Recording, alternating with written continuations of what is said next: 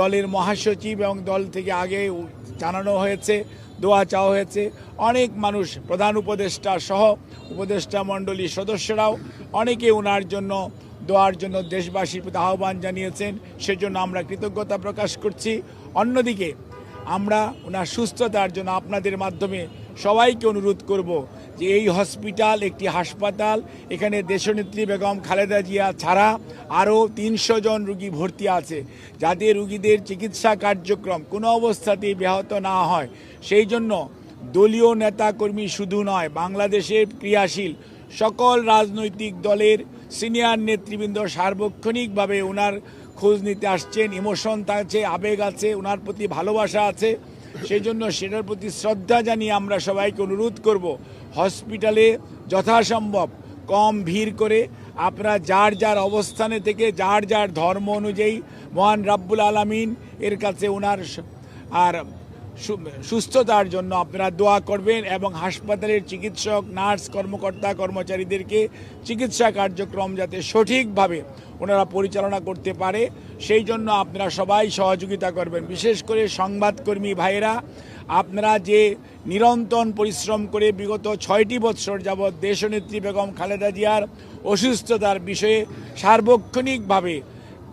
দেশনেত্রী বেগম খালেদা জিয়াকে, জিয়া পরিবারকে, বিএনপির প্রতি আপনাদের যে ভালোবাসা দেশের মানুষের কাছে আপনারা তুলে ধরেছেন, সেই জন্য আমরা দলের পক্ষ থেকে আপনাদের সবার কাছে কৃতজ্ঞতা জানাই এবং এই সংকটময় মুহূর্তে আমরা আপনাদের সবার সহযোগিতা চাই এবং আপনাদের মাধ্যমে আমাদের দলের সকল স্তরের নেতাকর্মী, সকল রাজনৈতিক দলের নেতাকর্মীদের প্রতি আমাদের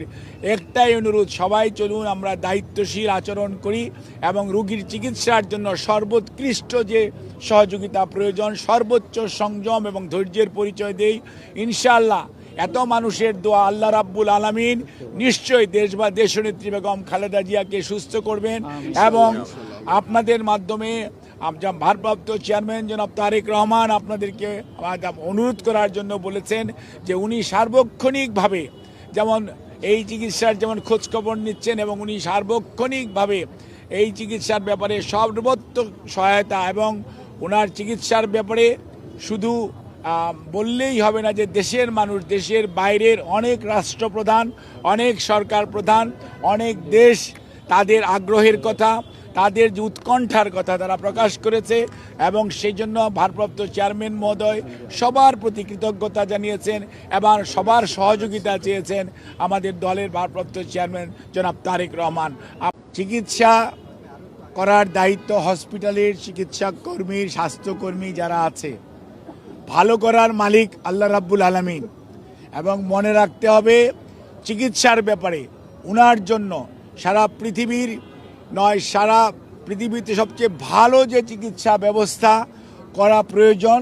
সেটি উনার জন্য এখানে করার আয়োজন করা হয়েছে এবং আমরা যত তাড়াতাড়ি সম্ভব,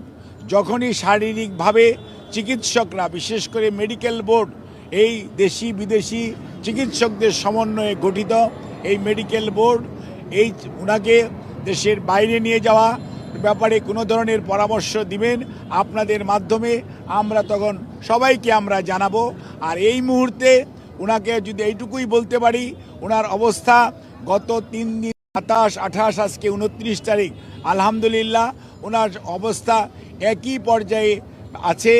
এবং এটাকে আমরা ডাক্তারি ভাষায় যদি বলি অর্থাৎ শি ইজ মেনটেইনিং দি ট্রিটমেন্ট, অর্থাৎ চিকিৎসকরা যে চিকিৎসা দিচ্ছে এই চিকিৎসা উনি গ্রহণ করতে পারছেন। কাজে এই চিকিৎসা যাতে উনি গ্রহণ করে সুস্থ হয়ে যেতে পারেন সেই জন্য আপনারা সবাই দোয়া করবেন। আর বিদেশ যাওয়ার বিষয়টি নির্ভর করছে সার্বিকভাবে শারীরিক সুস্থতা এবং মেডিকেল বোর্ডের সিদ্ধান্ত এবং সুপারিশের পরিপ্রেক্ষিতেই সেই সিদ্ধান্ত পরবর্তীতে গ্রহণ করা হবে, আপনাদেরকে জানানো হবে। আপনাদের সবাইকে অনেক অনেক ধন্যবাদ।